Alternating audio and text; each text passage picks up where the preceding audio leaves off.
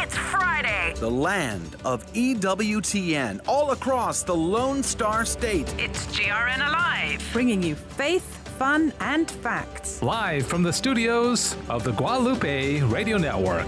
Join us on the show. Call 877-757-9424. 877-757-9424. Good morning and welcome to GRN Alive here on the Guadalupe Radio Network, May 22nd. Wow, it's May 22nd already. Can you believe it? 2020, Friday of the 6th week of Easter, and depending on when you celebrate it, the Ascension was either yesterday or this Sunday. Ran into Dr. Chris Malloy at Mass last night. Good to see you there. Good to see you. It was a great Mass. Yeah, it really was. And I told you afterwards, I said, gosh, we could have a whole show just on the homily that we heard from our pastor, Father Dean. I thought it was pretty amazing, but really not much time for that. Glad you're with us. This is one of 2 times per week at this time that we come on across the Guadalupe Radio Network and just speak to you as a family and bring some really interesting guests. I'm very excited about the guests we have for today. I'll tell you about that in just a second. My name is Dave Palmer, Executive Director here at the station in North Texas and host of the Friday GRN Alive. Joe McLean and the crew from Houston do Mondays. Sissel Anderson running our board and gathering news stories. How you doing, Sissel? I'm doing well, thank you. Yeah, a lot going on. We've got some really exciting guests. I We keep do. teasing it, but I'm not telling exciting. you. If you're on the Facebook page, you'll see because Sissel put a nice graphic together. Diane Xavier is here also running our social media. We're on YouTube and Facebook and Twitter. The handle is GRN Online. So, all right, so we have... It was brought to my attention. My friend Olivia, actually, the first time I ever heard of the movie called The Chosen.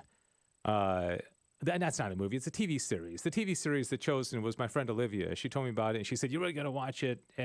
But before that, even you had gone on the set because they film it here in North Texas, and you told me I'm going off one day to do some interview about some TV series called The Chosen. I'm like, yeah, whatever. Yeah. Some low budget, Right. Christian. That's what you think. Boy, it has taken off. It has. In the last year since I went and did that set visit, I had no idea what it was before I went either.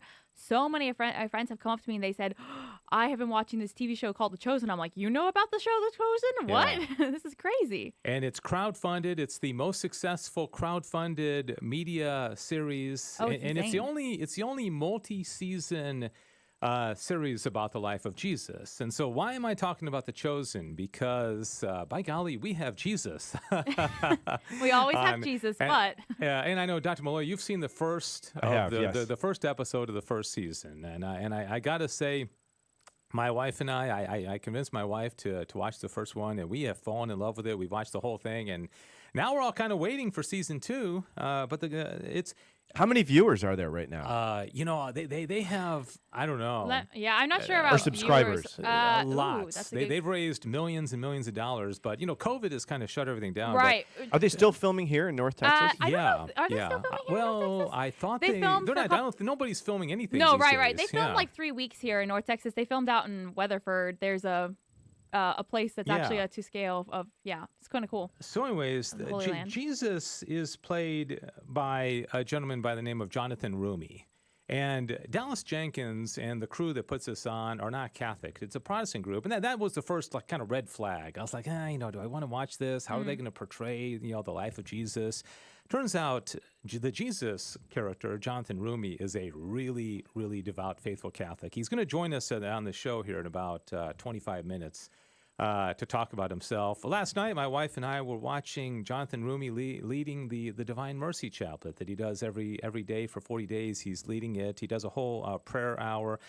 Intercession of the saints. When you see him on screen, he's got the Divine Mercy image behind him. And so this guy is a really amazing person. I'm really excited to talk to him. So assuming he wakes up, because it's early out there in California where he lives. It is. Hope so. Yeah. So anyways, and then, so we got Jonathan Rumi at 25 after, and then big story broke this week where there is this another TV show that's going out on the FX channel, actually being released today, and it's called AKA Jane Roe, right? And it's about Norma McCorvey. Mm-hmm. And it claims that Norma McCorvey made a, quote, deathbed confession 9 months before she died, where she really is saying, I was not really pro-life. I was just paid I was the big fish, as Right. she says. The big fish. Yeah, the pro-life movement paid her to come. on And her so side, yeah. the trailer came out, and needless to say, caught a lot of attention. And Wednesday morning, I was sitting around, and I went on Twitter, and I saw Abby Johnson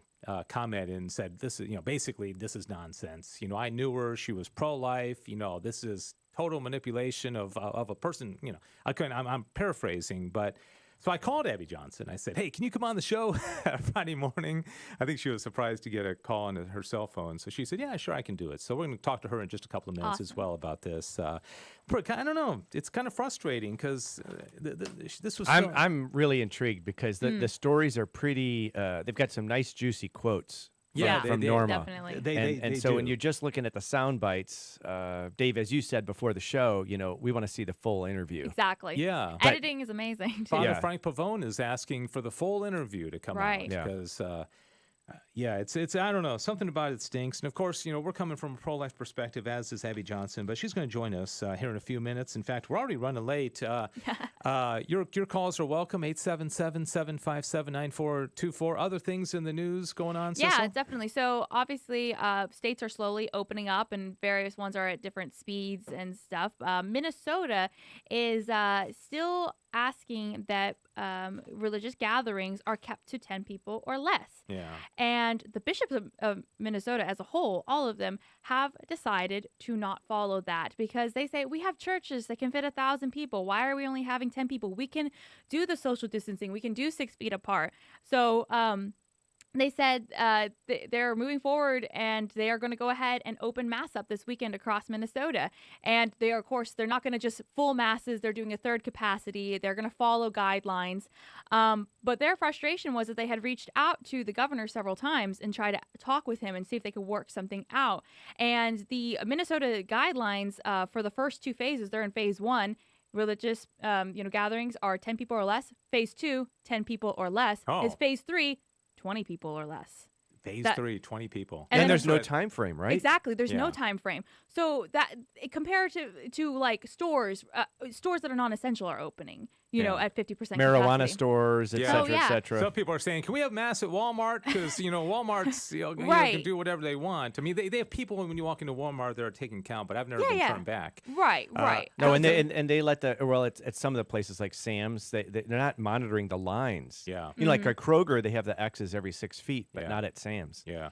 I applaud these bishops. They came together and they made that decision. I sometimes think, and just hypothetically, what if there had been a little bit more civil disobedience? What if there had been just some more, just saying? I think the bishops are getting courage from lay people who are begging them, please serve our people.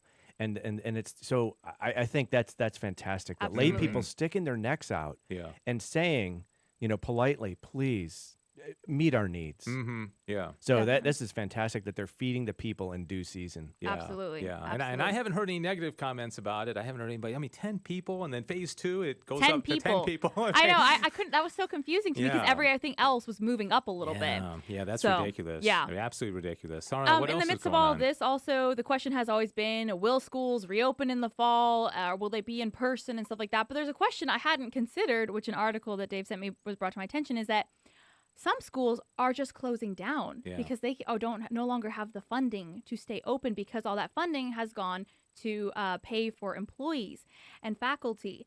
And a lot of these schools are Catholic schools, including All Saints Catholic School in Delaware, which, because of this pandemic, their finances are in shambles and they can't reopen. And the at least 100 Catholic private schools across the country are expected not to reopen in the fall, according to the National Catholic Education Association. And Kathy Mears, who's the president and CEO of that group, says that she expects this to affect over 50,000 students. And this is just the beginning. Yeah, exactly. Yeah. She goes, if this trend continues, she goes, I worry that there won't be Catholic school options, especially for the middle class and the poor. And that's crazy that 100 schools are going to be unable to open, Catholic schools. It's interesting. Schools are asking their employees, are you willing to come back? And I'm 50, so I can't really claim I'm brave here because I'm kind of at the very beginning of being in the danger zone. Right. Very early. Yeah. Right. So I'm not. But I think we need to come back. You can't. Who's going to pay for online education at a Catholic school? Right. Whether it's college or high school. So we kind of need to be bold and come and just take trust in providence and do what we can, but we need to come back. I saw a video the other day of a Protestant pastor saying exactly that. He's like, we got to get back. People have to be more outspoken. People have to be more active. I mean, I comment on social media posts, but I think it's getting scary. It's getting scary when you got 100 Catholic schools that are closing, and a lot of what you got to just call it draconian laws. California, Kentucky, North Carolina, Michigan, Washington State. I mean, there are some crazy laws out there, and there are a lot of people in those states saying, we want out. I say they're salivating. There's a lot of people out there. This started with goodwill. They're salivating. What can we do next time? Yeah. Or how can we, squeeze the turnip? All right, very good. And I know there was another story that Sissel was looking at. There's some virtual pro-life event in Rome. Just real quickly. It's connected for life. They usually have a march, but they're doing it virtually, so you can watch it on EWTN tomorrow. Okay. Well, that was it. Yeah, did that one quickly. All right. Let me give a little background. Sissel's a speed talker. Especially when I'm telling her, like, hey, let's move along, because we were originally going to get Abby on at 5 after, and then I told her 10 after, and it's 11 after now. Do I hear 15? All right. So, hey, buddy. All right. So the documentary, a.k.a. Jane Roe, is set to premiere today on the FX channel. I don't know if I've ever seen the FX channel. Don't know it. It gives viewers an inside look into Norma McCorvey's journey from abortion rights plaintiff and advocate to, and now when you hear this, you know where they're coming from, anti-abortion campaigner. Okay, they never use pro-life. It's always anti-abortion campaigner or activist. Before her death in 2017, McCorvey told the film director that she hadn't changed her mind about abortion, but told the director she said what she was paid to say. And so this is what's coming out today. And of course, there's been a lot of pushback. I was first alerted about this because I saw Abby Johnson on Twitter comment about it. And I immediately called Abby and said, hey, can you be on the show with us? And she's nice enough and kind enough to be on with us right now. And as you know, Abby's one of those people. She doesn't really need an introduction. But she resigned as Planned Parenthood clinic director in October of 2009 as now one of the most prominent pro-life leaders in the country. She's the author of the book Unplanned, which was made into a successful movie in 2019. Her website is abbyjohnson.org, and she joins us on the phone right now. Abby Johnson, good morning. Hi, good morning. Yeah, thanks so much. We're really interested in your take on this. I know you and Norma have a lot in common, and having once been, very, very prominent in the pro on the abortion side, and then becoming pro-life. Your first response when you heard about this trailer and this show that's coming out today? I mean, immediately I thought I had a conversation with Norma just days before her death, and the conversation I had with her, I knew her to be a woman who was still very haunted by her involvement as Jane Roe from Roe v. Wade. And so, I didn't know Norma. That was the only conversation I'd had with her. I knew of her. I knew of her personality really from Father Frank Pavone, because he really lived life with her for those 22 years, and was her spiritual advisor during those 22 years. And of course, he and I are also very close. And so I really knew of her through him. And I sort of knew of her personality through him, and knew her to be I don't really know the right way to say it, but she could get mad and say things that were sort of off the wall, and then the next day come back and say, I didn't mean that. I shouldn't have said that. And so when I first heard of these things that she supposedly said, I thought, well, she could have been mad that day. She, who knows? But I knew the woman that I talked to just days before her death. Mm-hmm. And I knew of the work that she had done for 22 years. And I knew that those things weren't a lie. And so I also know that the abortion lobby is a lie. And so whatever they were able to get her to say on camera, whatever type of day she was having that day, whatever type of grievance she had that day, however they were able to manipulate her words, I don't know. None of us have even seen the documentary.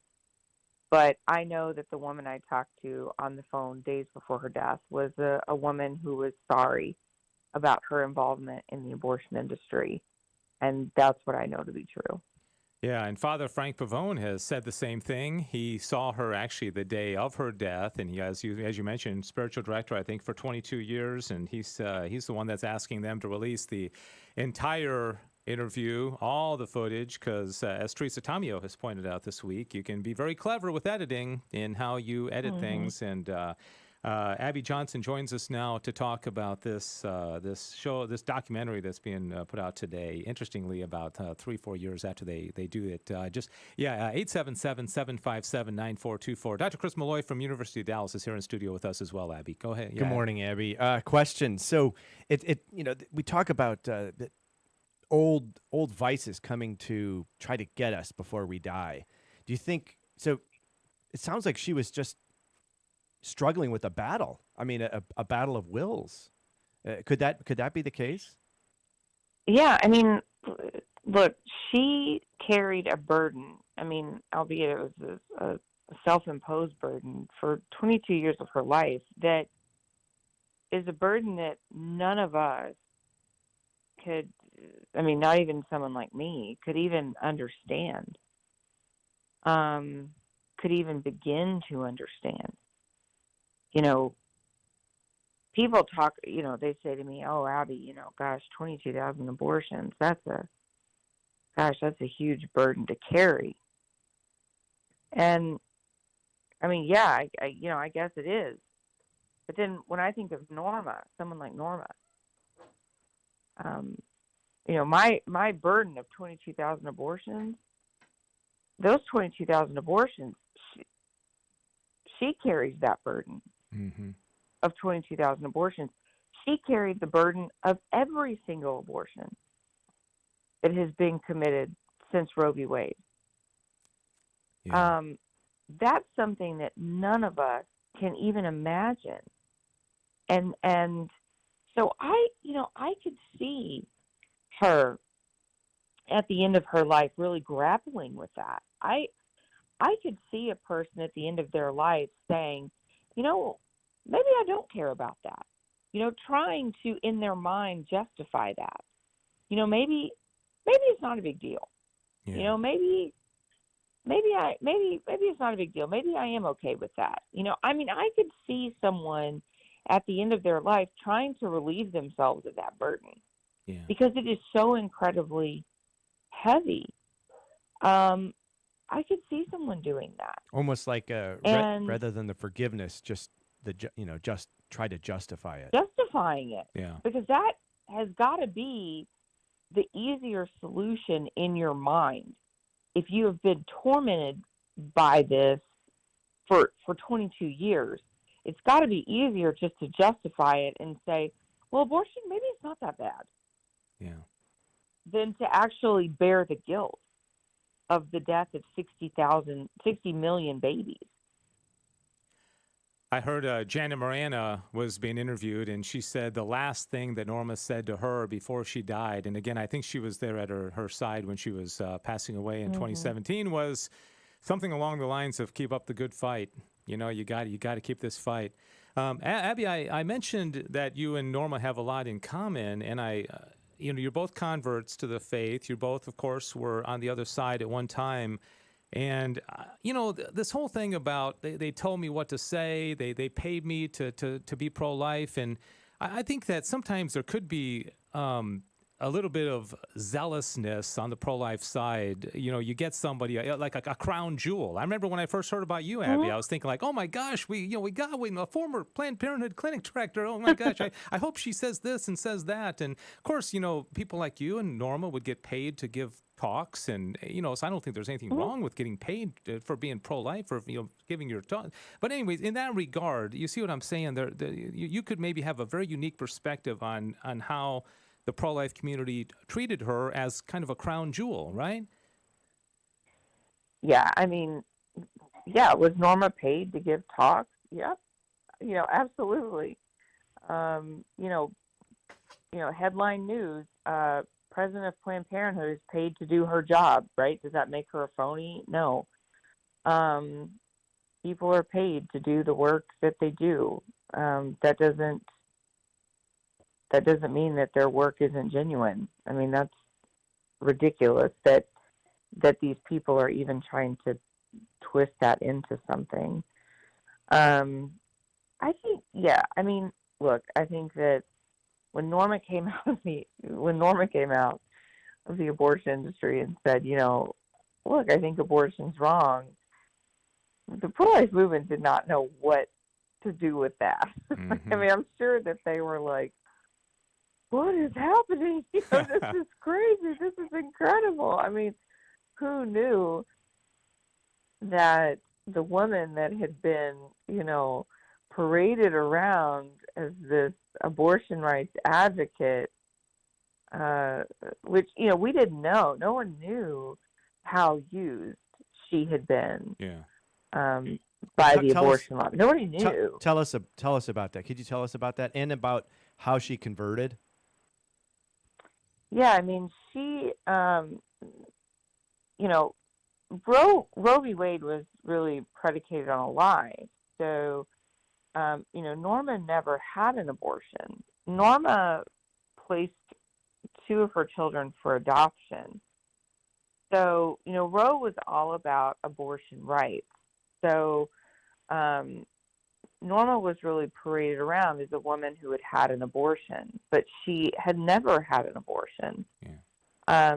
She, said she would never have chosen an abortion.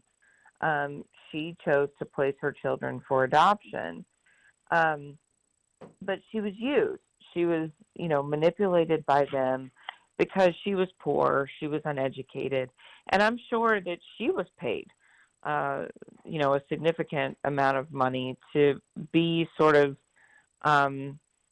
their talking head for, Sarah Weddington and the lawyers and the abortion lobby during that time. She ended up spending a little bit of time working in an abortion facility, and there were a group of people and who were, talking to her and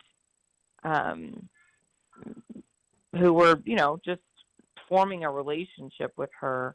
And she ended up leaving the abortion clinic. And, I think they just did not know what to do.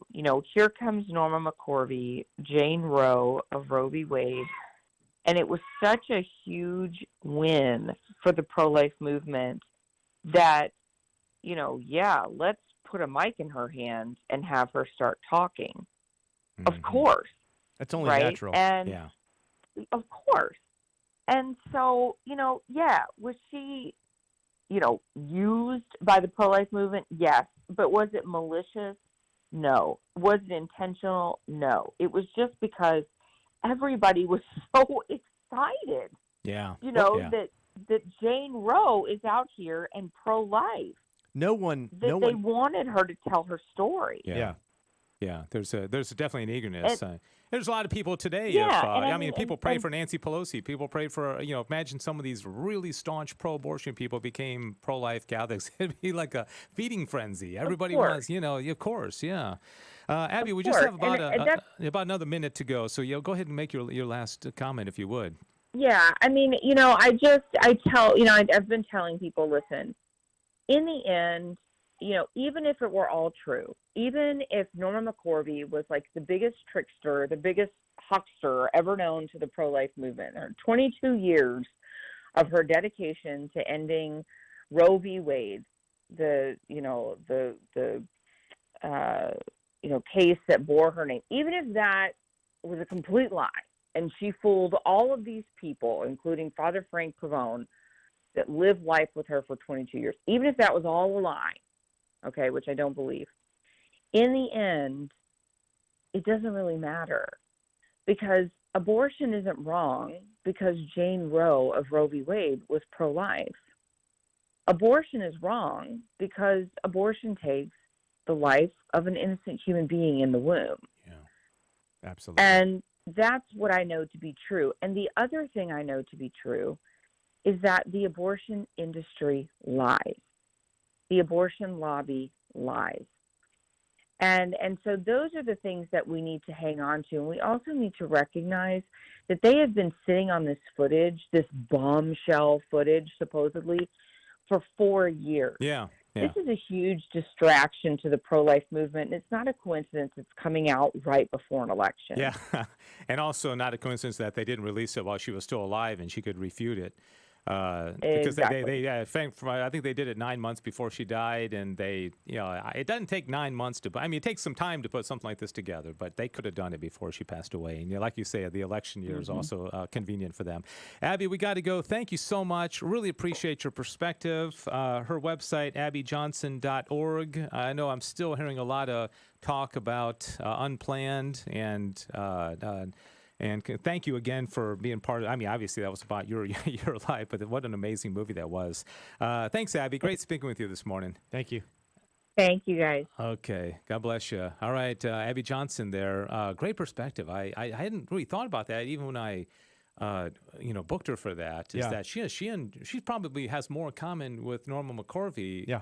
Being that everybody in the pro-life movement was so excited. Everybody wanted a piece of her, so to speak, but great perspective. All right. So can we take a 1 minute break, Sissel? Yeah. So 1 minute break. And when we come back, we're going to be talking to Jonathan Rumi. He plays Jesus in The Chosen. I'm so excited to talk to him. Faithful Catholic, wonderful man. It's a great TV series. And my wife and I have thoroughly enjoyed the first season. And we'll encourage you to watch it. And we'll find out when season 2 is going to come out. So Jesus, Jonathan Rumi coming up right after this.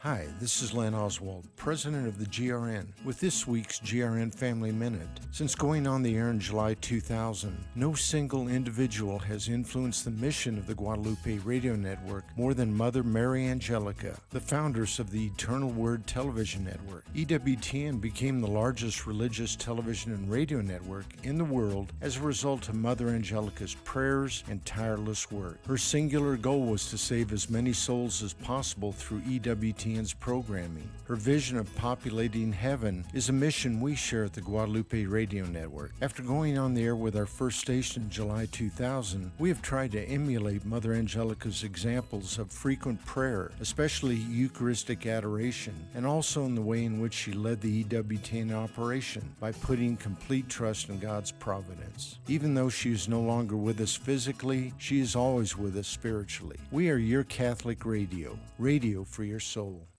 And we welcome you back to GRN Alive Friday edition. Boy, the show is just flying by. 28 minutes after the hour already. And the phone number is 877-757-9424, 877-757-9424.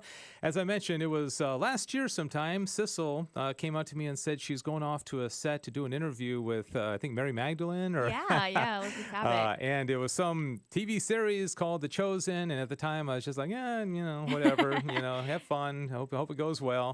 And then just a few months ago, my friend Olivia was saying, you got to watch this series. You got to watch this. And I resisted. I put it off. And then finally I came home one night and said to my wife, I said, hey, let's watch this first one and just see if it's any good. And then, let's watch an hour. And if it's bad, we'll never watch anymore. And we fell in love with it. It is just absolutely awesome and so honored. So thanks to Sissel, thanks to Olivia, thanks to everybody who's part of this. Jonathan Rumi is an award-winning actor, director, voiceover talent. He plays the role of Jesus in the what I'm calling wildly popular original TV series called The Chosen, the first multi-season television series about the life of Christ as witnessed through the eyes of those he impacted, directed by Dallas Jenkins and distributed by VidAngel Studios. The Chosen has grown to become the largest crowd-funded TV series of all time. Just as a side note, I'm watching a Catholic conference a couple weeks ago, and Dr. Scott Hahn is giving a talk about a book he wrote, and then in the middle of it,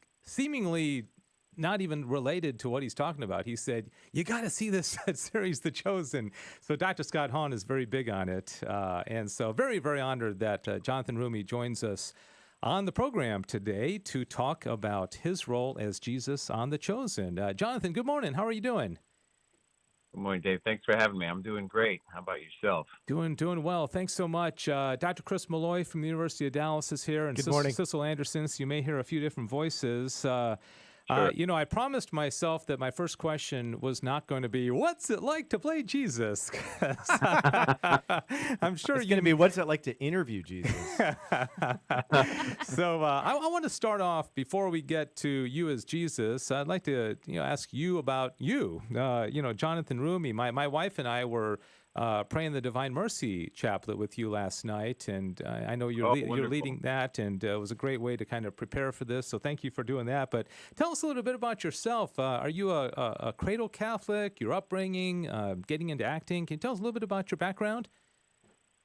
Sure. I was actually baptized Greek Orthodox, and my mother is from Ireland, and she was raised Roman Catholic. My father is from Egypt, and he was raised Greek Orthodox, but he went to Catholic school in Cairo. So he got an education by the French Jesuits growing up. And so when he came to the United States, and then he met my mother, and they fell in love and got married and had kids, and we were all baptized Orthodox. And then when we moved to the suburbs of New York City, there weren't a whole lot of options for us as far as Orthodox churches go, and communities that we could really just engage with. So just down the street was a Catholic church, and for my dad, it was a very easy transition. It was like being a kid growing up in Egypt, so it wasn't really that different for him. So we started going to Catholic church, and then we made our first communions and confirmations as Catholics. And it's just kind of, it's just so essentially been a part of my life for as long as I can remember. Yeah. And getting into acting was, you probably never thought that you're going to play Jesus. What would have been some of your other acting gigs, I guess, for a lack of a better word? And what were your aspirations for acting? Did you always want to do this kind of acting, or did you think it was going to be more secular movies, or what? Well, funny enough, Dave, I actually never intended to be an actor at all. Like, I had no desire to be an actor. It's funny how God kind of works in that way. He's just like, yeah, okay, well, you keep thinking that. I got other plans for you.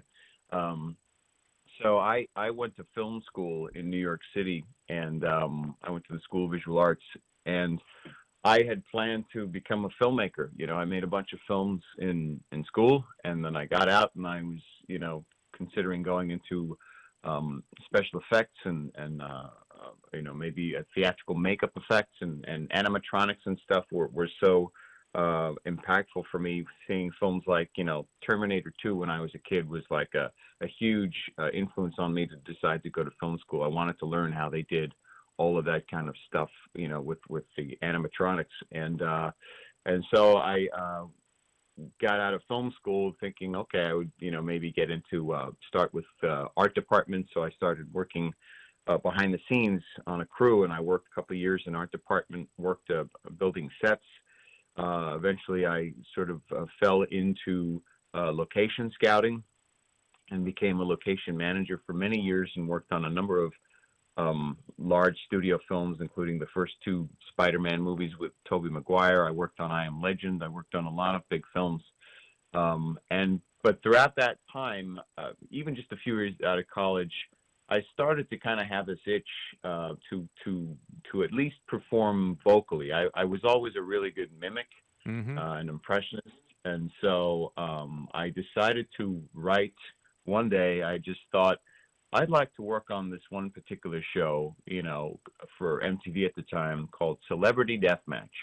And that was a TV show where these clay animated celebrities, claymation celebrities, would get in a ring and fight each other to the death. And they always needed people. They always needed people to sound like these celebrities. And a lot of the times I'm like, oh, I could do a better impression than that, And so I wrote a letter, literally. And 3 months later, the casting director answered and sent me an audition, and I started auditioning, and then within like a month or so, I started booking episodes, and I ended up doing 3 years on that show, about 25 different characters over the course of 3 seasons on Celebrity Deathmatch. Who'd you and imitate? That kind of gave me. I did so many. Ray Romano was one that I did. Yeah, I did the lead singer of Metallica. I did Sam Donaldson. I did Bush Jr. A couple of times. Can you do one for us now? Ray Romano's one of the guys that probably, if I lived in Queens and did stand up. So. Wow, from Celebrity Deathmatch to Jesus. Jonathan Roumie is my guest, our guest, award-winning actor, director, voiceover talent. I mentioned that at the beginning in his introduction, and now you got the proof. Phone number 877-757-9424, 877-757-9424. If you've seen the series, maybe you're hearing about it for the first time. If you have a question for him, let us know. I went on the internet today and I looked up The Chosen, just doing some research, preparing for the interview, and it said a 2017 TV series. And I was talking to Sissel about this. Let's kind of transition and talk about this. How you got involved with VidAngel? When was this filming done for season 1? And just kind of how this all came about as you are Jesus on The Chosen. What was the origin of this? Well, it's funny you mentioned that. There's a lot of information that they're trying to correct on IMDb. There's some really weird, incorrect, and inconsistent bits of information. So I think 2017, what they're referring to was this pilot film, this standalone film that Dallas Jenkins, the creator of The Chosen, made for his church's Christmas service called The Shepherd. The Shepherd was essentially the story of the Nativity as seen through the eyes of the shepherds in the field. And it was like a 25, 30-minute film that he made that he released that went viral. He made it in, I believe it was the December of 2017. And so that film went viral and became essentially the pilot or the fundraising impetus to see if we could actually raise enough money to do a series. So it sort of got lumped into the canon of the film, of the series, so to speak, as being the pilot, even though it's not actually, it wasn't made to be a series at that time. It was literally just made to be a film. And then about 8 months later, no, it was actually about 9 months later, funny enough, 9 months later, that film birthed the series. We started filming, appropriately enough, The Chosen as a series in fall of 2018. And then the first 4 episodes, which we filmed between like end of September and December, beginning of December, were released in April, in Easter 2019 last year. And then last summer, we filmed between July and August, we filmed the second half, episodes 5 through 8 of The Chosen in Texas, which were released in around Thanksgiving of 2019 last year. Yeah. First episode, interesting in that Jesus doesn't really appear. It's almost towards the end, and I'm getting roped into this, and it's about Mary Magdalene, it's about Nicodemus, it's about, I think Peter was introduced, and I'm loving it, but I'm thinking, where's Jesus? Where's Jesus? And this build. You and I both. When I read that, you and I both. There's this build up of. It's kind of like, I want to see Jesus. I want to know what Jesus looks like. I want to see how do they portray Jesus. And then all of a sudden you appear, your first interactions with in a bar. Yeah. Yeah. He And just walked into a bar at the beginning of a joke. so, what? How were you chosen? Or I guess No pun intended. I'm gonna go ahead. I'm gonna go ahead and ask you about the playing Jesus, and it just I don't even know where to start. I mean, what an amazing role, and you do such a fabulous job with it. And Thank you. but just tell us about why did they say they thought you would make a good Jesus for the series? Well, I had 5 years prior at the time. It's now 6 years since I first met Dallas Jenkins. Dallas, as I mentioned, as with the shepherd for his church's Christmas service, Dallas would also do. He was like the media director of his church. I don't remember his exact title because he no longer does that. But he was doing films for his Christmas and his church's Christmas and Easter service. And so in 2014, I got cast to play, or I read for a film called The Two Thieves, which was about the two thieves crucified along either side of Christ, and a sort of invented origin story as to how they might have gotten there, kind of very sort of plausible, historically authentic, and very, very much in the vein of what The Chosen looks like now. This was its sort of formulaic predecessor as to the kinds of stories Dallas likes to tell and is really good at telling. So I read for The Penitent Thief because it was essentially his arc in the film. And then I auditioned for that. And then 2 days later, I got a call to come read Jesus. And I was like, but Jesus only has like 5 lines. So wasn't my idea of like, wasn't the role that I wanted, but clearly the role that God meant me to play. And Dallas tells the story that about 7 seconds into my tape playing, reading for Jesus, he's like, that's Jesus. That's the Jesus for this film. And then subsequent to that, over the next 3 years, I would play Christ for him in 2 other sets of sets of vignettes for the same church's Easter service. And then so 5 years after that, I got a call in the spring, and he said, "Hey, we're thinking about doing a series. Would you be up for putting the sandals on once more?" And I said, "Yeah, when do we start?" Because I trusted him completely. We'd become friends. We had essentially enough of a working shorthand that it would be something that I was really looking forward to. And I understood there was nothing guaranteed. It was like maybe we could do 4 episodes and see what would come of it. And God willing, if we had the opportunity, finish out a season or 2. Ultimately, the plan was and still is to do 7 or 8 seasons.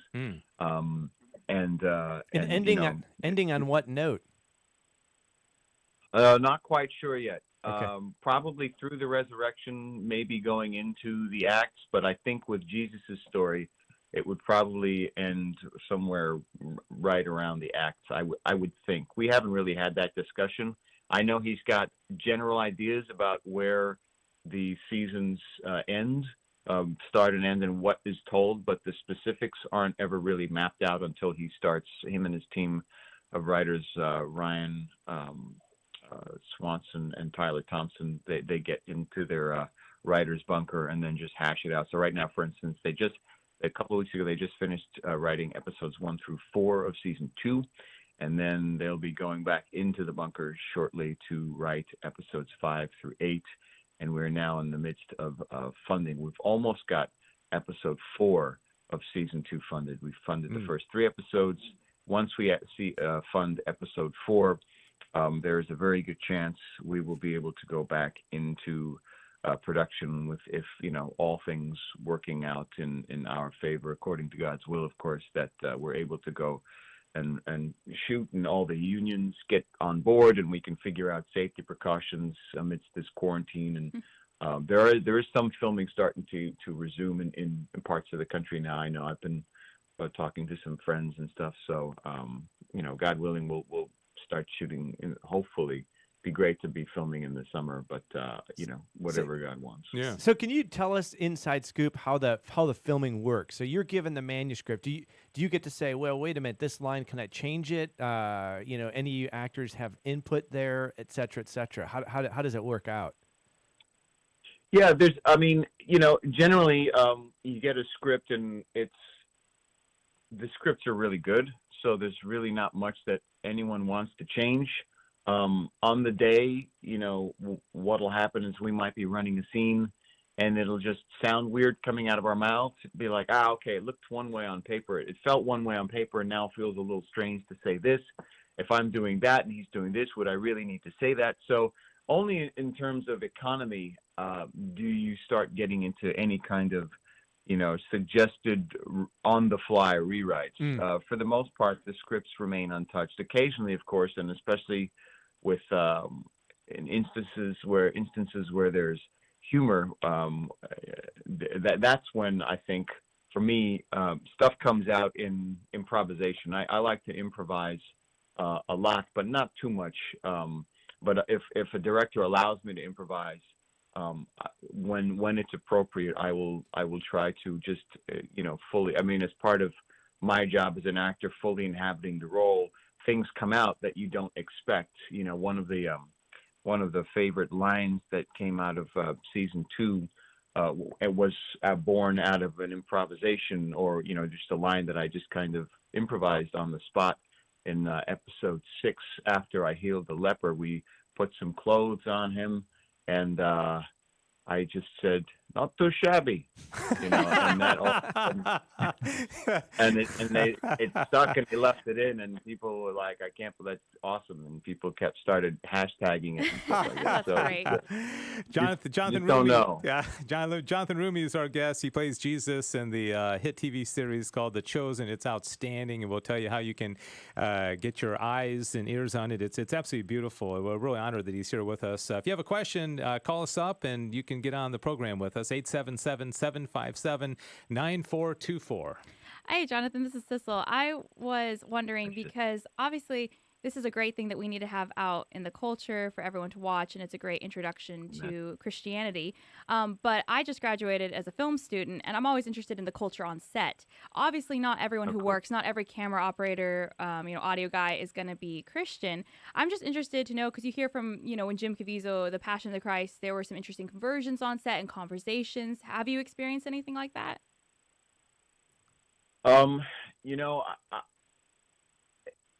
Generally, like we're not in, as a sort of a show policy and to be respectful of people's wishes. I don't necessarily, obviously, I can't really speak to people's individual experiences, but I will say that,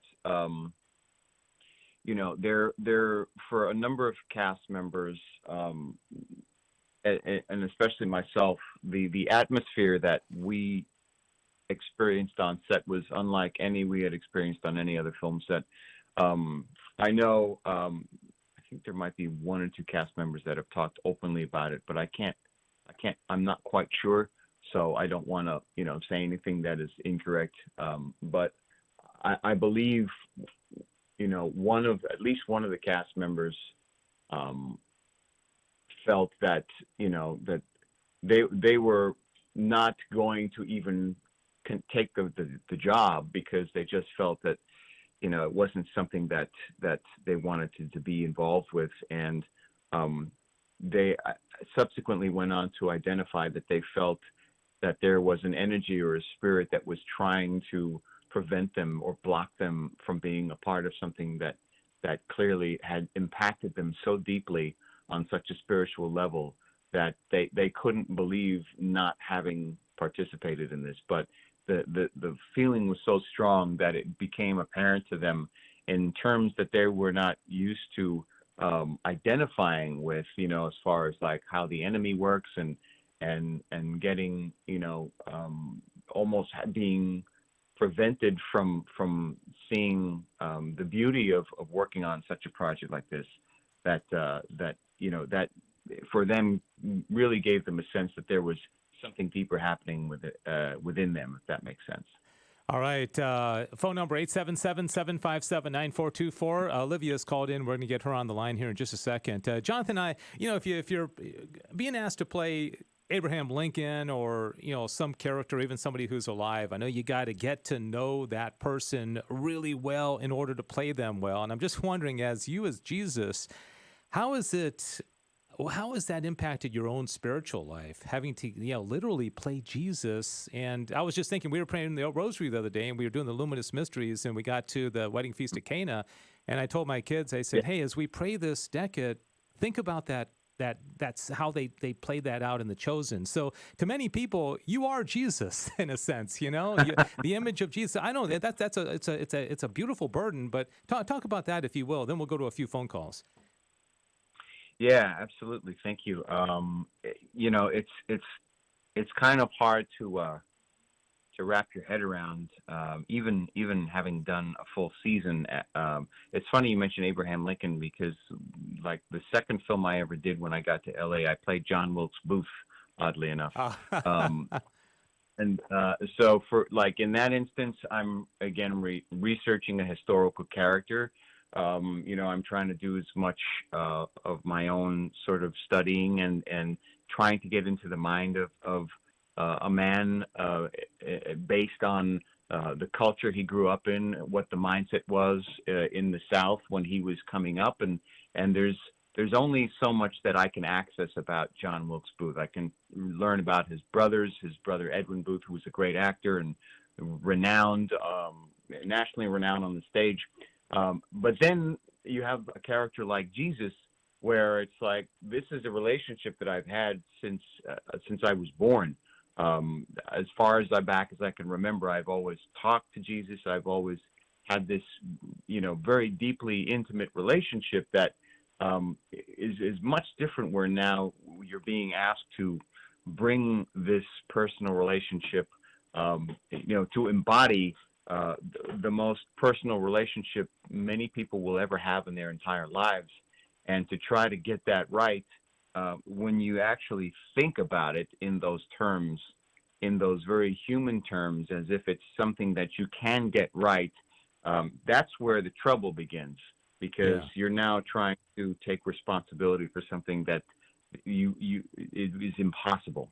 So what I try to do as an actor with any role is I try to approach a role with a sense of truth and authenticity, and bring myself, as much of myself as I can, to a role. In this case, I try to get rid of as much of myself as I can and allow the Spirit to sort of work through me as a channel, and then approaching people as Jesus would want me to approach people in all my interactions throughout the day, which is with love, mercy, and compassion, and forgiveness, and humility, and then the Spirit does the rest. Everything that you see is the result of my essential surrendering to myself and just trying to allow God to work through me. Yeah, you do it beautifully. Let's try to get a couple of phone calls in while we can. Olivia, as I mentioned, calling from Dallas. Olivia, go ahead. What's your question or comment for Jonathan? Thanks for calling. Hi, Dave. Hi, everybody. Jonathan, I love the Ignatian exercises aspect. Dave mentioned it when he said he encouraged his kids to think about scenes in doing the Rosary. Would you talk more about that and a little bit about Father David Guffey, Family Theater Productions involvement? Yes, Father.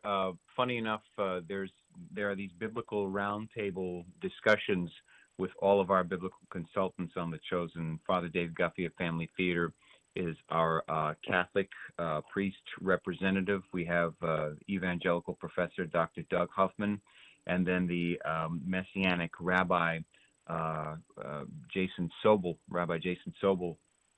of Fusion Ministries. And one of the things that Dallas asks Father Dave in this one particular episode, which you can find all on the Chosen app, go to the App Store, Google Play, all of these episodes, I believe, can be found there, or even on YouTube at this point, where Dallas is asking Father Dave and talking about the evangelical approach to representation of Christ, in media, and it's how it's something that evangelicals aren't super comfortable with. But for Catholics, we have, stained glass, we have icons, we have all of this way of other ways to kind of venerate Christ through our worship. And one of the things Father Dave talks about this show having the potential to be is likened very much to Ignatian spirituality, to being able to feel like you're in the scene. What are you smelling in the air? What are the colors around you? What's the textures of the fabric that the people next to you are wearing, and allowing yourself to use this imagination process to really picture what it's like to be in Christ's presence and in the Spirit, in the presence of the Spirit at this time, and understanding what he's going through. So I love that he used that analogy because it's Yeah. Lydia, thanks so much. Let's try to get one more call in real quickly. Robert in D.C., you're going to have to be real quick because we're bumping up against the top of the hour. But thanks for calling. What's your question for Jonathan? How important for Catholic, and I'm a Catholic trained actor in New York. How do I get on the show? Thank you. He cut out a little bit, but his question was on how important your Catholic theology was. Yeah, to playing this role. How important your knowledge of Catholic theology is to the role.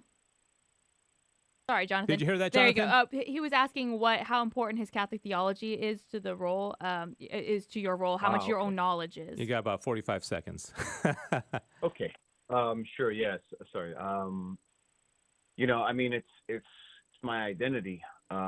So the relationships I have with the Blessed Mother and the saints, and my relationship to the Mass was extremely important, particularly in my preparation process, whenever I'm on set and on location, especially for this series, whenever I had the opportunity to go to Mass and confession and receive the Eucharist, that gave me spiritual power to kind of get ready mentally and spiritually and physically to drop into the role here. And also when you have spiritual warfare is so prevalent in playing a role like this, you gotta have every armament at your disposal. Amen. So the Mass was indispensable for me. Jonathan, thanks so much. Can you tell everybody one more time how they can get the series? I highly recommend it. It's so beautiful. Jonathan plays Jesus in the series The Chosen. How can they watch it? Yeah, very, very easy, super simple. Go to thechosen.tv/app if you're on a computer, or go to Google Play or the App Store, download the Chosen app, and you can start watching it today. All right. Thanks so much, Thank Jonathan you so Ruby. much. That was awesome. Appreciate God bless. all the calls, and thanks everybody for watching. We'll have the after show. I'm not sure if Jonathan can stick with us or not, but right after the Thank program. you for listening to GRN Alive. From the studios of the Guadalupe Radio Network. For more faith, fun, and facts, Join our email list. just text the letters GRN to the number 42828. That's GRN to the number 42828. And may your Friday be filled with the joy of the Lord.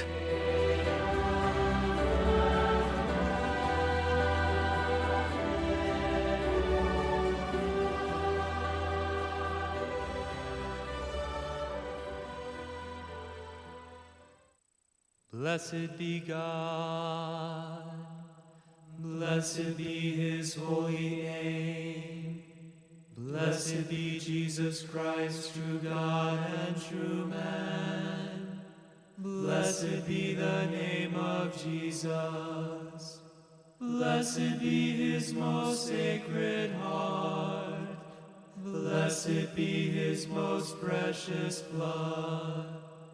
Blessed be Jesus in the most holy sacrament of the altar. Blessed be the Holy Spirit, the Paraclete. Blessed be the great Mother of God, Mary most holy. Blessed be her holy and immaculate conception. Blessed be her glorious assumption. Blessed be the name of Mary, Virgin and Mother. Blessed be Saint Joseph, her most chaste spouse. Blessed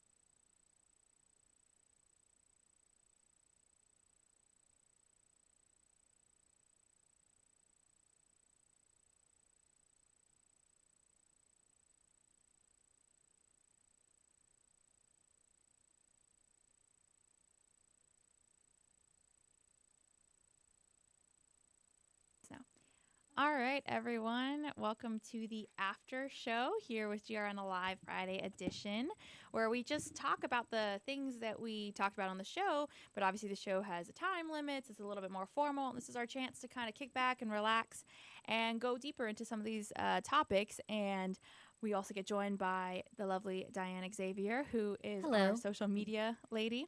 And so she's going to add some commentary in as well. Jonathan was thinking he might be able to stay for our after show, but he had another meeting he had to get to, so he apologizes. He would have loved to stay, but maybe sometime in the future. He seemed to really like it. Yeah, that was a great interview. I really enjoyed it. And I've never seen The Chosen, so now you're more instead inspired of watching cable TV, I'm going to tune into The Chosen. Yeah, that's a great idea. It is funny because when I first had the opportunity to go on the set here in North Texas, where they were filming for a few weeks it's kind of like a to scale Capernaum in the middle of Texas, which is the most random place I feel like to have something like that. But that's where they filmed. They filmed like the wedding scene there. Mm-hmm. Some of the outdoor scenes. I got a chance to go visit the set and interview Dallas Jenkins, one of the producers, and Elizabeth Tabish, who plays Mary Magdalene. And it was funny because at that point, I'd never heard of the series. Like Dave mentioned, I thought it was one of those low-budget Christian productions. I had no idea what was happening. When I got there, I was very impressed with it, and I had watched the first 4 episodes, and I really enjoyed it. And then ever since then, that was like last August, it's been cropping up all over the place. It almost has 1 million likes on Facebook. Oh, wow. I mean, it is everywhere. All my friends are coming to me and they're like, I just started watching the show The Chosen. And I'm like, wow, everyone knows about it now. Mm-hmm. So did you do this for a class project? So actually, our very own Joe McClain had called me one day that there's another Catholic media network that needed a volunteer from the North Texas area to drive out to this set because they had gotten an interview, but they needed someone to actually conduct the interview. And he had suggested me and asked if he could give them my number. And so it was a very quick turnaround. I think Joe called me on a Wednesday and I drove out on a Thursday. Happened very suddenly. So I got to go out and meet with them, and it was a great experience because being on a film set, on a TV show set is just cool in general, but yeah. That's awesome. So for people that are not familiar with this, how can they watch it again? So you can go online to thechosentv.com and you can get the app there, or you can download, whether you have an Apple or an Android, you can go onto your app store and get the Chosen app.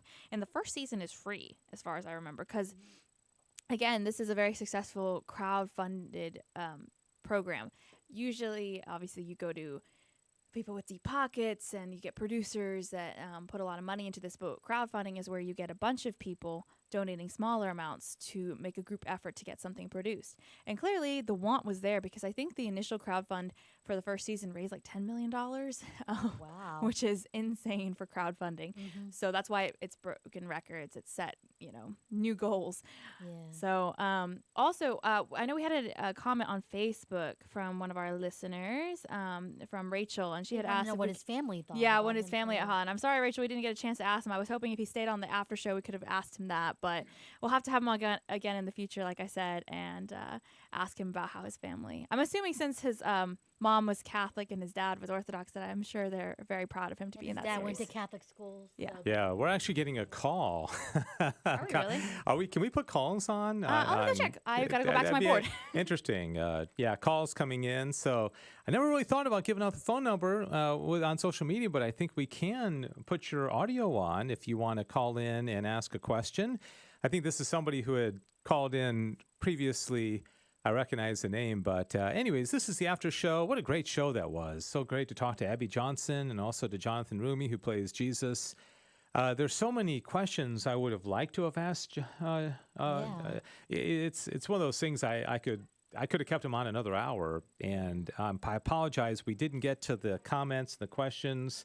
I was curious as to the question that was asked about from Rachel. Yeah, can you ask his family what they think about the series? So do you think she was asking that because he came from an Orthodox background, or she's just curious what is her? She's just curious what his family thinks of it, being that he has a Catholic background. And what his family thinks of his portrayal as Jesus. Yeah, yeah. And Diane, I know you haven't seen it yet, but I was curious as to whether anybody in his life had ever said to him previous to this role, "You look like Jesus." Some people just kind of look like Jesus. Yeah, And that's a very good reflection. If anybody was going to play the part of Jesus, he'd make the perfect role. yeah, for sure. All right. Well, comment. We still have quite a few people on Facebook and YouTube, and let's see if we're gonna. Okay, I think she probably the caller probably just told Sissel what she was gonna call about. But anyway, this is the after show of GRN Alive. Thanks if you listened in or watched in on the regular program. We had Abby Johnson talking about the Norma McCorvey documentary that's coming out today called AKA Jane Roe.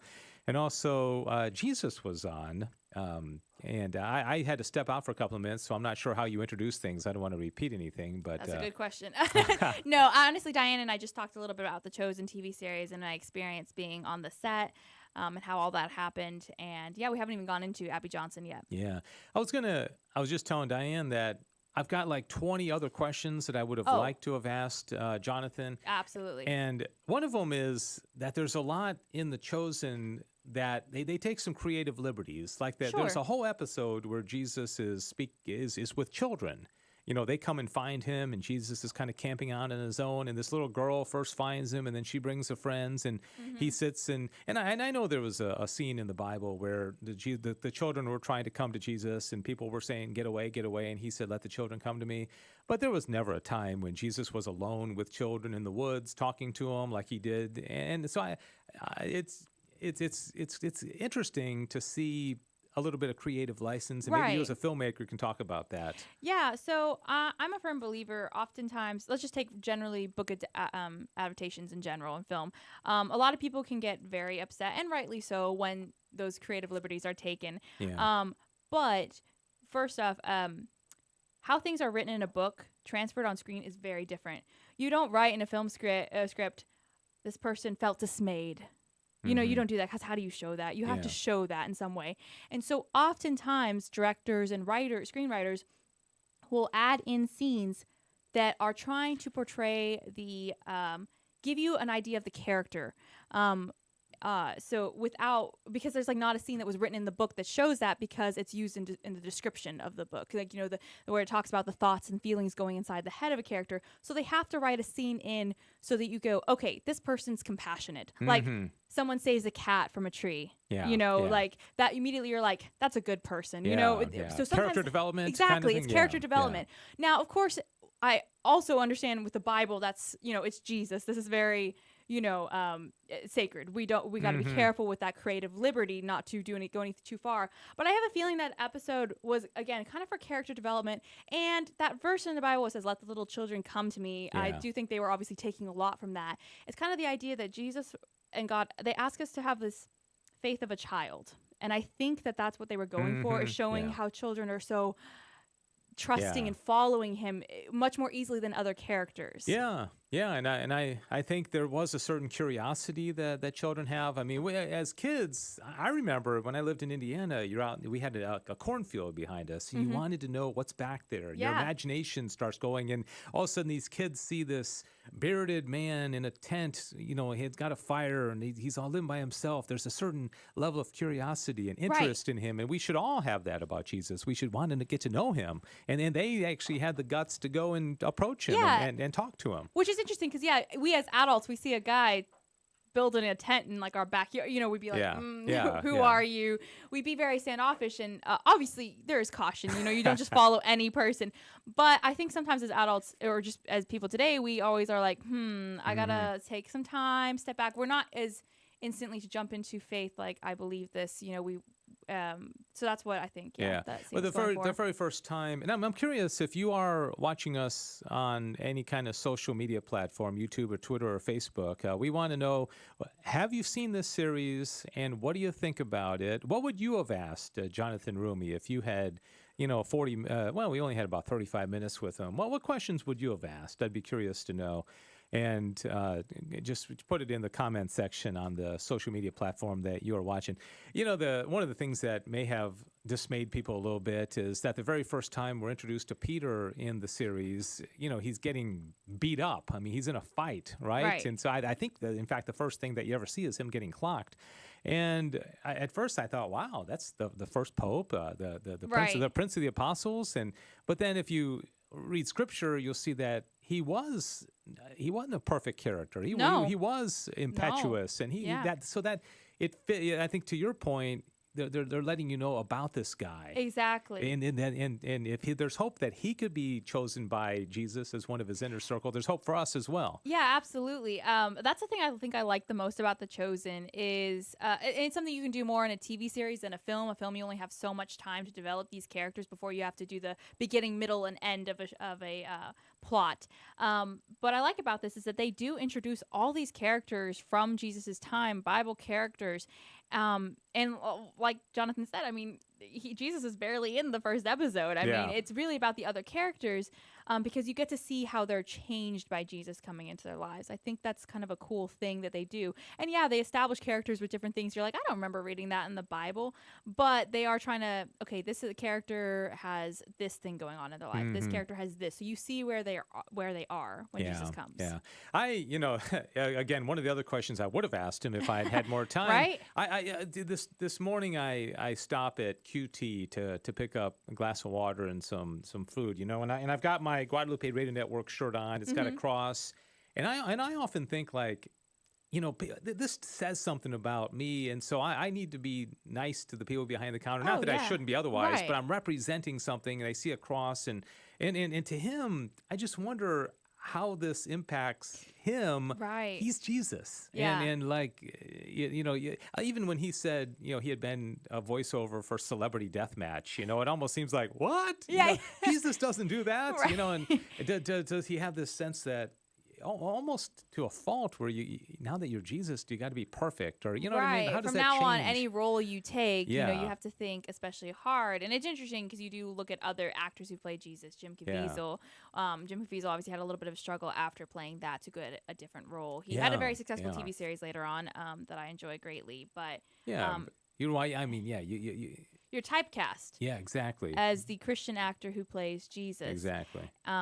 And yeah, which is unfair because you think you should, you know. It's like Fonzie. I right. mean, he's the Fonz. Yeah. I mean, What's his name? Winkler? Yeah, Henry Winkler. Henry Winkler is the Fonz. Carol O'Connor is Archie Bunker. I may be going before your time. No, there. I got it. I got the reference. You know who? Archie Bunker. Lucille Ball will always be the goofy screwball character, you know. And that's why, you know, somebody like Jim Carrey, he tries to do a serious role. It's like, no, dude, you're the goofball in Ace Ventura or Dumb and Dumber. You know, you get typecast, and Jesus even more so. Yeah, absolutely, absolutely. So yeah, I'd be interested to hear his answers to that too, because I'm sure there's a little bit of pressure now about anything he does from now on. Although who knows, maybe The Chosen will just go on for another, 5, 6, 7 years. And you got to pray for him. And I was so happy to see how devout he is. Like I said, my wife and Paula and I were doing the Divine Mercy Chaplet with him last night, and the Litany of Humility. I mean, can you imagine being I mean, he's a very popular, star, so to speak, right now, and for him to be doing the Litany of Humility, that's just amazing. And so you got to pray for him, because everybody has pressures. You know, he's got more fame now, he's got a little bit more money, more notoriety. And I'm sure the pressures are immense. Oh, definitely. And of course, playing a very, very beloved character that I'm sure everyone has opinions on how it's played. And he's the front man for that. Yeah. So everyone's going to have their opinions like, why did you do this? Why did you do that? Yeah. And the whole portrayal of Mary, I loved Olivia's questions. You're talking about Ignatian spirituality and scriptural consultants and all that kind of stuff. All right. Let us know what you think about it. Any other comments on The Chosen, or do you think you'll be? I asked him if I can go out to the set and do an interview. I'd like to. Did you really? I don't think they're doing anything right now. They're not right now, and I'm interested to know if they're going to come and film in our area again. I mean, it was a good location for them, but They didn't film the entire series here. Wouldn't you like another hour with Jonathan?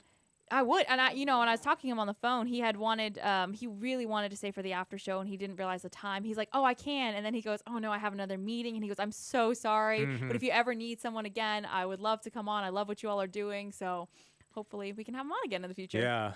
Yeah, that's pretty cool. But he was nice, and I'm just so glad that I at the end of that interview, I just had so much more that I wanted to talk to him about. Abby Johnson as well. It was so nice to speak to her. Oh, definitely. So your thoughts on the Abby Johnson or the Norma McCorvey documentary? From a filmmaking standpoint, what do you think about that? Kind of cheesy to do something and then wait 4 years after the woman's dead to release it? Yeah, I think so.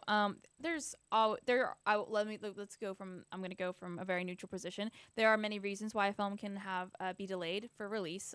Funding issues, copyright issues. There's lots of reasons why things take a while to release. But when they released it after she died, yeah, there's some things I'm not happy with about that. Also, we talk briefly about how editing can be manipulated, and I want to just make clear that can be quite physically, like changing what someone says, but it's also leading how someone says something. It's you ask a question, but you give a different answer. There's lots of things that you can do that are misleading, that aren't directly like cutting and slicing every other word she says and putting it together. So that it's very easy, very unethical, but very easy. It's a lot of reality television is today. It's very common nowadays. Something we actually, thankfully, in my school learned to not do. But is it illegal? I mean, let's just say, for example, you're interviewing me about a crime that happened, and you said, "Do you do it?" And I said, "I did not." And you cut off the "not" part, and you say "I did," which is not what I said, and you run with that. You can't do that, can you? Is that legal? That's a good question about the legality of it. It's unethical for sure, and I believe you can get in a lot of trouble. And I think, in my opinion, it is illegal. But the damage with that is that even if you sue me for doing that, and it gets brought to the light that it's that was false, the damage is done to the society, and so everyone's always going to say. Right. I think 20 years from now, people who are pro-choice are going to say, "Oh, but she took that back. She wasn't pro-life." Yeah. Because you won't hear the second part of it ever. It's unethical. You can get in a lot of trouble for doing that. You shouldn't do that's that. what Father Frank Pavone said, because there's a quote in the documentary where Norma McCorvey allegedly says that, if a woman wants to go out and have an abortion, let her do it. How does that affect me, or something like that? But then she could have said in the next sentence, but she has to realize that it's morally, you're killing a child. Obviously, if a woman wants to have an abortion, even if it was illegal, there are ways that she can do it. And so she has that choice. Right. Okay. And now if you just cut my sentence off right there, but it's highly unethical, and it's killing a child, and so where you stop the edit makes a big difference. And what question was actually asked? Versus what they say was asked. They could have asked, what can you do to, are you going to go and physically stop every woman from getting an abortion? She could have gone, "Oh, I can't do, I can't stop anyone, something like that. It's how it's framed. Again, editing can do a lot for you. And the director can also lead. Whoever's asking the questions can ask leading questions and get someone to say something maybe they didn't intend to. Yeah, I remember interviewing a priest at the very end of his life. I've done that a couple of times, and I sometimes think, and this is not anything controversial, just about his life and all that, but I sometimes think oftentimes people at the end of their lives are not as mentally sharp as they were, especially if they're elderly, as they were.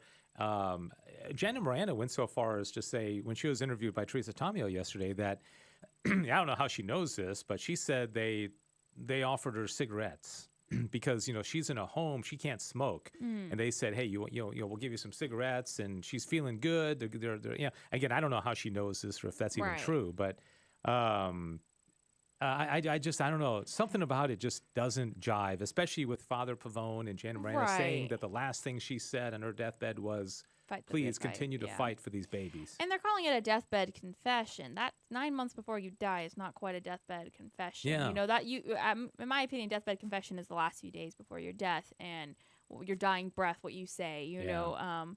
So they're claiming it. And yeah, like you said, she was a little bit older. And, I love my grandparents, but they definitely said things in the last few years of their life that they didn't quite mean, for sure. Yeah. All right. Any comments coming through, Diane, on social media? I know. Are you looking I'm at watching YouTube? all of them. I am. I think I am the only one watching YouTube at the moment. Yeah. Now the thing, would you watch? Well, I mean, if you were sitting around tonight and you had a spare hour and the FX channel is on, and you're like, oh, would you want to watch this? Or I would be interested. Yeah. From what a film. time does it come on? Yeah. Yeah, I don't know. I don't even. I didn't want to go so far as to promote it that much, but I don't know if it's on demand or if it's coming at a specific time. I don't even know if I have the channel to watch. I would be interested to see it from like a filming perspective to see if I can get an idea of what they did. I would be interested to know if I could get a clue into how it was edited together, what part they used. Because if they use solely that independent line, where she says they can do whatever they want, or I got paid to do this, I'd be interested to know the context that they put it in. And I wonder who, since Norma McCorvey is a very famous and significant person now, does she have family that kind of represents her and her name? That's a good question. Like any famous person, their intellectual rights and their books and that kind of thing. I wonder if there's anybody officially who she left in charge of her, I guess for lack of a better word, her legacy, who can come out and Father Frank Pavone and even Abby Johnson and even you and I, we're very pro-life, and so we would. It'd be kind of like Planned Parenthood making a statement. You're like, well, you've got a dog in the race. But I wonder if there's any neutral party that can come out and say, no, like her. Does she have a sister? Does she have a? Right, well, she's got kids. I was just looking into that and just seeing if there's anything, and I haven't found anything. Maybe somebody that doesn't really have an axe to grind either way in the pro-life movement that could say, more objectively. No, this is a bunch of nonsense, right. and they shouldn't have done this, but I don't know who that would be. I don't either. I don't. That would be great if there was. Yeah.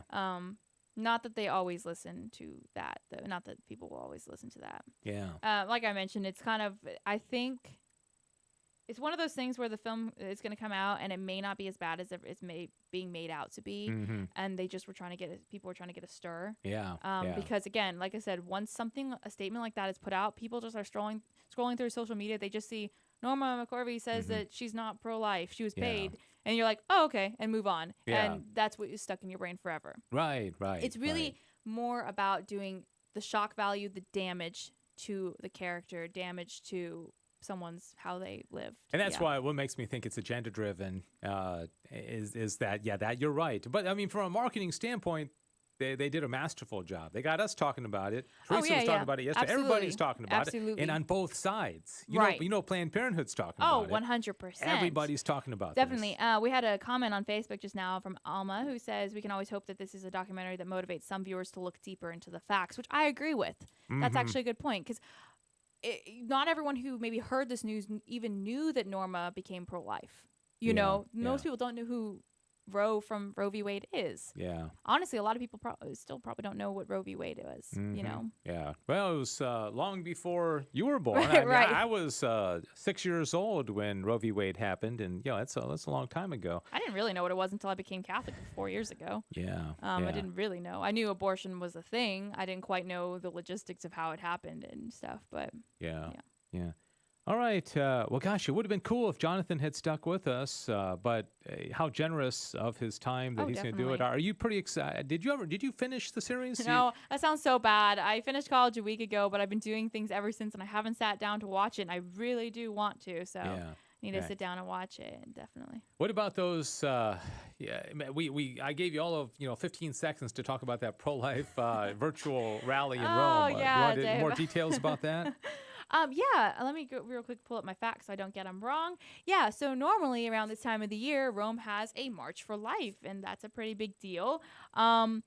It's the Italian National March for Life, and this year, obviously, especially since Italy was one of those countries especially hit hard with the coronavirus that really went on lockdown for a while, they're being cautious, and they're doing a Connected for Life virtual march, which I am very interested to know how that's going to go. But it's kind of cool because I think people from all around the world who normally wouldn't have paid much attention to it can now join in on EWTN and watch it. So that's tomorrow. It starts 2:30. It's like 2:30 to 3:30 p.m. Rome time. I'm not going to do the calculation in my head what that is our time, but it's sometime in the morning. I'm going to say, right? 2:30 p.m. Rome Yeah. time. Okay, so I think you go back about 6 hours. 6 hours. Okay. So that'd be about 8 in the morning. 8 o'clock or 8 so. o'clock in the morning. So Yeah. you can watch it. It's going to have some great speakers at it. It's going to have, oh dear, I lost my list. St. Gianna's daughter. Oh yeah. Yes, Gianna Emanuela Mola, the daughter of St. Gianna, is going to be one of the speakers at it. So I'm excited. He was supposed to be the guest speaker at the Fort Worth Diocese event, but it got canceled due to COVID-19. Oh, Gianna Mola was going to? Yeah. Then yeah. you can watch it and hear her speak then. So that's pretty cool. And just a little background, if you want to know about abortion in Italy, it was legalized in 1978 with the law in 194. The law made abortion legal for any reason within the first 90 days of pregnancy, and afterwards for certain reasons with referral of a physician. Yeah, So in case you were curious what the laws were there. Yeah, and interesting that it was 5 years after it became legal in America. Right. So, and that's where the whole thing that Abby was talking about is the guilt that Norma and Abby as well. I mean, Abby participated in abortions, and I'm sure they feel this heaviness, which of course God will forgive and has forgiven. I'm sure both of them have been into confession for this.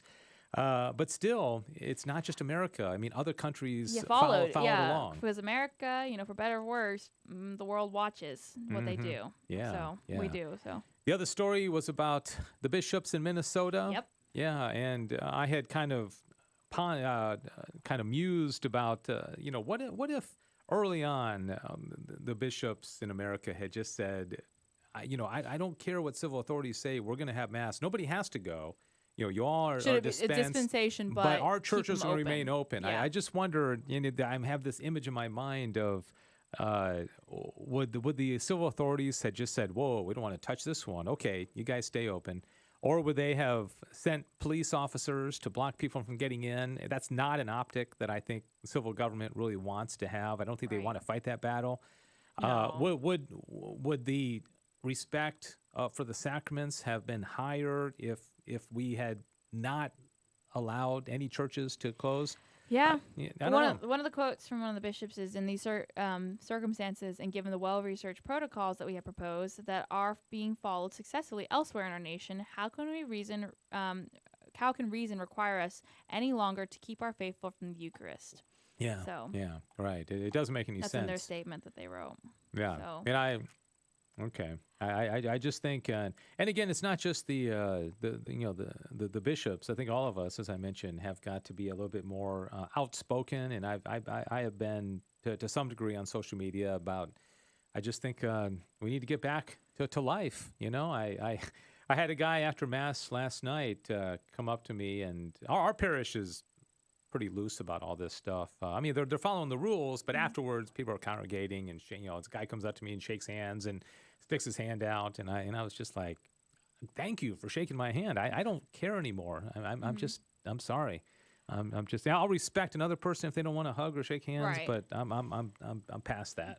Yeah, and my church is a little bit more strict on the regulations and stuff like that. But I see it as another opportunity. I'm just thankful to have Mass. Mm-hmm. We have another comment, by the way, from Bill on Facebook, who talking about Norma, said, my wife, Beverly, and I had lunch with Norma many times. She was certainly a pistol. She was not pro-choice. She was taken advantage of for most of her life. We loved her. Oh, wow. So, and he also said, this is a great show. Love you, Dave. Yeah, I know that Bill DeVille. He won't mind me saying his name. I saw his wife at the Heroic Media event back the last when we were day, allowed to the last go day out. that things were normal. I When, know. an event with that was March 6th. Yes. Imagine yeah, that. It was. It Heroic was. Media just got in under the wire because people were starting to think like, wait, what's going on? What's this coronavirus? We had just finished our car raffle. Yeah, that just day. That weekend day was before the was last drawing. time we had gone out to parishes. Can you imagine had it happened a little bit later? Yeah. I know. But it was the very next weekend that they shut down the next weekend, the masses? Or I think they started trailing them off because remember there was like, at first it was like no more than 250 people. Yes. And then they started doing multiple masses. And Yeah. And then it was, oh, you can watch the mass online, but you can go get communion. I did the drive-through communion. That was quite fun. There was all sorts of, we kind of phased out a little bit, but I just remember that was so crazy because, everyone was kind of laughing and joking about it, like, haha, we'll never see each other again. I was in my school checking out equipment before spring break, and I was like, goodbye, Northlake, I'll never see you again, as a joke, because I thought, oh, we'll probably not come back for a couple weeks. Yeah. I still haven't been back. I know. And yeah, nobody it's would have crazy. imagined. I remember they canceled the spring break, and then they added spring break's gonna be 2 weeks, and then of course we know what happened. Yeah, and you didn't get really to celebrate graduation. No, I said goodbye to my friends virtually on people I may not see as frequently as I used to, and I'm like, well, this is kind of sad. Yeah. And my graduation's virtual. So that'll be fun. Yeah. So do you think 10 years from now or 5 years from now, as you look back, is it going to be like, boy, I kind of got ripped off, or do you think it'll be kind of like, wow, that's kind of cool. I was a 2020 COVID graduation. I mean, and I get to tell my grandkids about it. Or what's your perspective? My perspective, So there's sometimes where more for like my final projects for my school, I had other plans, so that's the only thing I'm a little bit like, oh man. But other than that, I'm more like, you know what? This is a great story for the grandkids. Exactly. I'm like, I survived the pandemic. I graduated. I didn't fail my classes. And I'm proud of all my friends, too. And isn't Willem a high school graduate? Yeah, my brother just graduated high school as well. So we both, I would like, just a note to my sister if she's listening, I would like a shirt that says I graduated during the pandemic. So, yeah. Okay. Tove, if you're listening. All right. Well, this has been a pretty long after show. Just the topics today were just so awesome. And we could have done a 2-hour show. Yeah, I was very excited about this show, and it was good. Yeah, I remember this morning. I always wake up and I think, okay, how much time do I need to prepare for this? Like, how early do I need to get in? And I thought, with these guests, assuming they actually answer the phone and they're on, I said, this show's going to take care of itself. I mean, this show, I just have to be able to introduce them, and they're such good guests, and it was great to have them on. Yeah, this is one of those shows where I was just like, I'm just going to sit back and let it happen. It's going to go well. I mean, they're both very strong guests. And I'm so glad we were able to have Abby on to kind of clear the air so soon after that announcement came. I think it's very comforting to everyone listening. Yeah.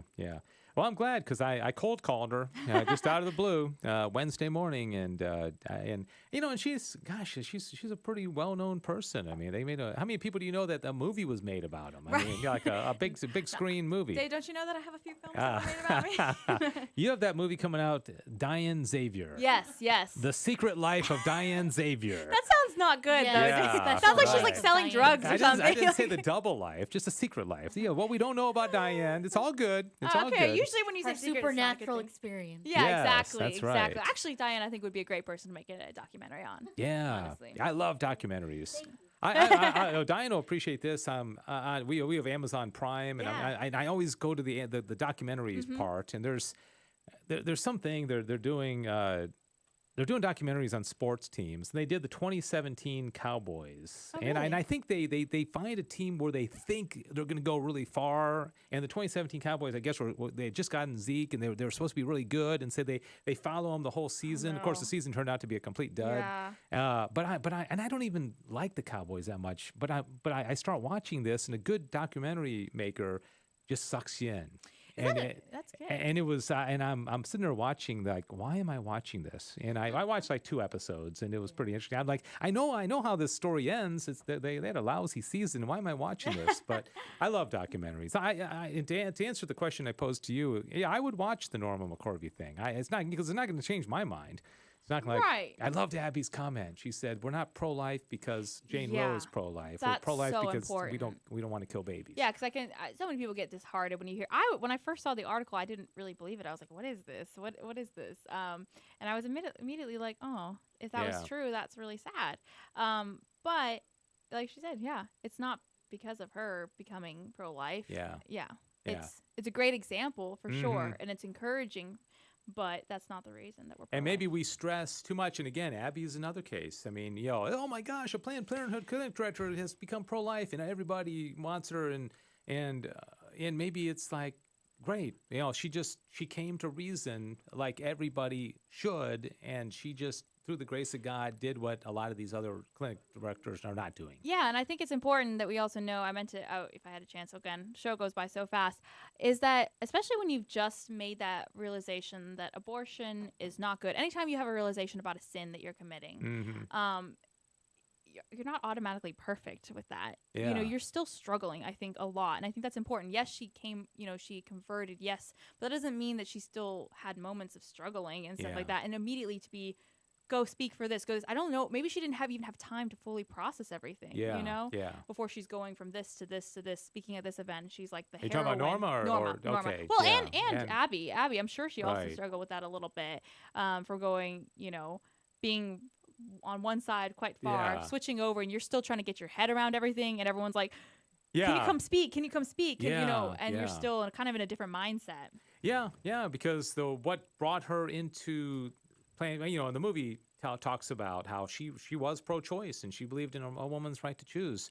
Abby Johnson did. Right. And you're right. I mean, that what initially put that in her mind doesn't just evaporate. Right. The moment she becomes pro-life. And there's got to be a period where you're kind of like, well, gosh, I can see both sides of it. And then you're slowly drifting to pro-life. And everybody at the same time is like, come talk at our event. Right. And it's just like whenever any celebrity becomes Christian or something, everyone's immediately like, oh, we need to get their story. We need to get their story. And they're still such baby Christians. Yeah. And, we're putting a lot of pressure on them to come out. And of course, things they're going to say are not going to always be right, So. Yeah.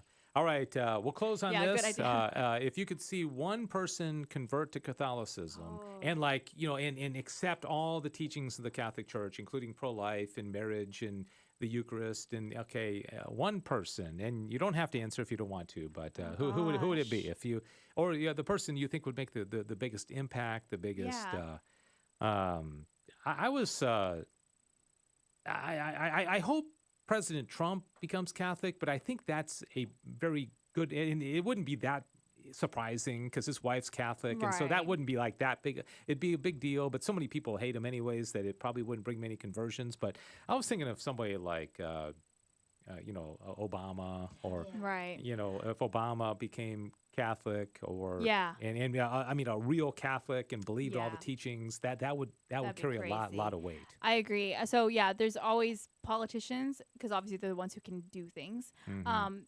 I would say someone in pop culture, a big person that young people look up to. Yeah. So someone like The Harry, Biebs? yeah, like a Harry Styles. You know what I mean? Yeah, like one of those pop stars. Yeah. And if they became and fully practiced the Catholic faith, imagine what impact that would have on the incoming culture. J.K. Rowling? Yeah. And again, someone that everyone looks. I don't even know who that guy is that you just mentioned. Harry Styles was from One Direction.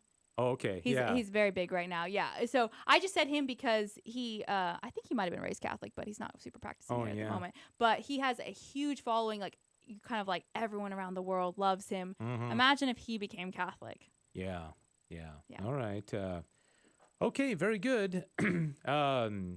We want everybody to become Catholic, right? Oh, obviously. And Anybody so can make an God's, impact. in God's timing. So, all right, it was a great show. Thanks to everybody who's still with us on social media. And don't forget that the replay of GRN Alive is tomorrow at 10. I don't know if it's going to be Joe's or ours. And then Monday, Joe and the team in Houston will have the next. I'm sorry? Are they having a show? Oh, yeah, it's Memorial Day on Monday. Do they have a show? Are they having a show on Monday? I don't know. Tune in and find out. It's probably going to be in the can, but we'll see. But yeah, good point. It's Memorial Day. All right, thanks everybody. Thanks Sissel. Thanks Diane and Dr. Chris Malloy and our guests Abby Johnson and also Jonathan Rumi, Jesus, for the show today. God bless you. Have a great weekend.